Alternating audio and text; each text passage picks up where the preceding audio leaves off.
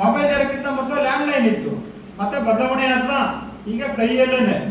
ಅವಾಗ ಸಿನಿಮಾ ಟಾಕೀಸಿಗೆ 2.5-3 ಗಂಟೆ ಹೋಗಿ ನೋಡಿ ಬರ್ತಾ ಇದ್ವಿ. ಇವಾಗ ಧಾರಾವಾಹಿಗಳು ಬಂತು ಅರ್ಧ ಗಂಟೆ. ಅದರ ನಂತರ ಮೊಬೈಲ್ ಅಲ್ಲಿ ಡಿಜಿಟಲ್ ಫೇಸ್ಬುಕ್ ಮತ್ತೆ ಯೂಟ್ಯೂಬ್ ಅಲ್ಲಿ 30 ಸೆಕೆಂಡಿಗೆ ಇದ್ರೂ ಕೂಡ ಖಾಲಿ 1 or 2, 3 ಸೆಕೆಂಡ್ ಎಲ್ಲ ಗೊತ್ತಾಗುತ್ತೆ ಇಂಥದೇ ಸ್ಟೋರಿ ಅಂತ, ಮತ್ತೆ ಸ್ಕಿಪ್ ಮಾಡ್ತಾ ಇಲ್ವಾ?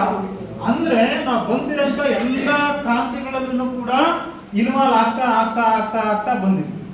ಎಲ್ಲರೂ ಏನೆಲ್ಲ ಕ್ರಾಂತಿ ತಂದಿದೆ, ನಾವು ಹಸಿರು ಕ್ರಾಂತಿಯಲ್ಲಿ ಇನ್ವಾಲ್ವ್ ಆಗಿ ಅದನ್ನು ಹೊರತುಪಡಿಸಿ ಕೃಷಿಯಲ್ಲಿ ಏನಾದರೂ ಬದಲಾವಣೆ ಅಂದ್ರೆ ಕಷ್ಟದಲ್ಲಿ ಸಿಕ್ಕಾಕೊಂಡಿದೀವ. ಹಸಿರು ಕ್ರಾಂತಿಗೆ ಬಂದ್ರೆ ಯಾವ್ದೆಲ್ಲ ಕ್ರಾಂತಿಗಳು ಬರಲಿ, ಮೊಬೈಲ್ ಬರಲಿ ಇಲ್ದಂಗಿರ್ಲಿ, ಯಾವ ಟೆಲಿವಿಷನ್ ಇಲ್ದಂಗಿರ್ಲಿ, ಯಾರಾದ್ರೂ ಅನ್ನ ರೆಡಿ ಮಾಡ್ಕೊಡಕ್ ಯಾರಾದ್ರೂ ಇದ್ದಾರಾ? ಅನ್ನದ ಕಾಳನ್ನ ರೆಡಿ ಮಾಡ್ಕೊಡಕ್ ಯಾರಿದ್ದಾರಾ? ಯಾರೂ ಇಲ್ಲ, ನಾವೇನೆ ಮಾಡ್ಬೇಕು. ಹಾಗಂತ ನಾವು ಇರೋ ಜನರಿಗೆ ಭೂಮಿ ಏನಾದ್ರೂ ವಿಸ್ತಾರ ಆಗ್ತಾ ಇತ್ತಾ? ವರ್ಷಕ್ಕೆ ನಾವು 500 ಗಿಡ ಇರೋದು ಅಣ್ಣ ತಂದಿರೋ 250, 300 ತಂದಿವಿ, ಕೆಲವು 100 ಇದೆ, 50 ಗಿಡ ಎಲ್ಲ ಹಂಚಿಕೆ ಆಗಿದೆ. ನಮ್ಮೂರಲ್ಲೂ ಅಷ್ಟೇ, ನಿಮ್ಮೂರಲ್ಲೂ ಅಷ್ಟೇ. ಹಾಗಂತ ಸಾಲದ ವ್ಯವಸ್ಥೆಯಲ್ಲಿ 1 ಗುಂಟೆ ಜಮೀನ್ದಾರ ಇರಲಿ 1800 ಎಕರೆ ಸಿಂಗಲ್ ಪಾಣಿದಾರನ ಸಹಿತ ಸೂಸೈಡ್ ಮಾಡ್ಕೊಂಡು ಸಾಲದ ಬಾಧೆ ತಾಳದಲ್ಲೇ ಮಾಡ್ಕೊಂಡಿಲ್ವಾ? ಅಂತಂತ ಇತಿಹಾಸನ ನಾವು ನೋಡಿದೀವಿ. ಬಟ್ ಹೆಂಗೋ ನಿಮ್ಗೆ ಈ ಕೆಲವೊಂದು ನಮ್ದು ಶಿವಮೊಗ್ಗ ನಿಮ್ ಕಡೆ ಭಾಗ ಎಲ್ಲ ಒಂದ್ ಸ್ವಲ್ಪ ಅಡಿಕೆ ಇದೆಲ್ಲ ಬಂದು ಅದನ್ನೆಲ್ಲ ಬೀಳ್ಸಂತ ಬೆಳೆಗಳಿಂದ ಸ್ವಲ್ಪ ಆಚೆ ಈಚೆ ಆಗಿದೀವಿ. ಒಟ್ಟಾರೆ ನಡೀತಾ ಇದೆ ತೊಡು ಗೋವಿಂದ.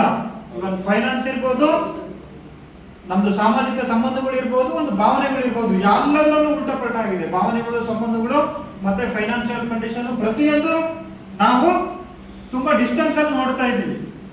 ಅವಾಗಿರಂತ ಅವಿಭಕ್ತ ಕುಟುಂಬದಲ್ಲಿ ಇರೋಂಥ ಅಣ್ಣ ತಮ್ಮಂದಿರು ಇರ್ಬೋದು, ತಂದೆ ತಾಯಿಗಳು ಕೊಡೋಂಥ ರೆಸ್ಪೆಕ್ಟ್ ಇರ್ಬೋದು, ಪ್ರತಿಯೊಂದು ಬದಲಾವಣೆ ಆಗ್ತಾ ಬಂದಿಲ್ವಾ? ಎಷ್ಟೋ ಅವಾಗೆಲ್ಲ ಅನಾಥಾಶ್ರಮಗಳು ಇದ್ವಾ? ಇರ್ಲಿಲ್ಲ. ಇವತ್ತು ತಾಲೂಕಾ ಮಟ್ಟದಲ್ಲಿ ಅನಾಥಾಶ್ರಮಗಳಿದೆ.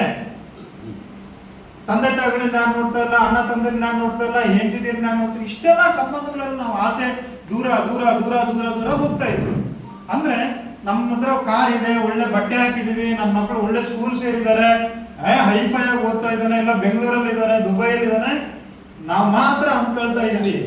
ಯಾವುದು ನಾವು ಕಷ್ಟಕ್ಕೆ ನೂಕಂತ ವ್ಯವಸ್ಥೆ ಯಾವುದು ಕಡಿಮೆ ಆಗ್ತಾ ಇಲ್ಲ. ಖರ್ಚು ವೆಚ್ಚಗಳು ಕಡಿಮೆ ಆಗ್ತಾ ಇದ್ದಾವ? ಕಂಪಲ್ಸರಿ ಆಗ್ತದೆ. ಈಗ ಗ್ರೀನ್ ಪ್ಲಾನೆಟ್ ಸಂಸ್ಥೆ ಒಂದು ಕ್ರಾಂತಿನ ಎತ್ತಿದೆ 1998. ಇಮ್ಯಾಜಿನ್ ಮಾಡಿ ಎಷ್ಟನೇ ಇಸ್ವಿಯಲ್ಲಿ ಬಂದು ಕೂತಿದ್ದೀವಿ ನಾವು. 2025. ಡೇಟ್ ಎಷ್ಟು ಇವತ್ತು? 14ನೇ ತಾರೀಕಲ್ಲಿ ಬಂದು ನಾವು ಈ ಕ್ರಾಂತಿಯನ್ನ ಹೆಂಗಿದೆ ಏನು ಅಂತ ಕೇಳಕ್ ಬಂದಿದ್ವಿ. 1990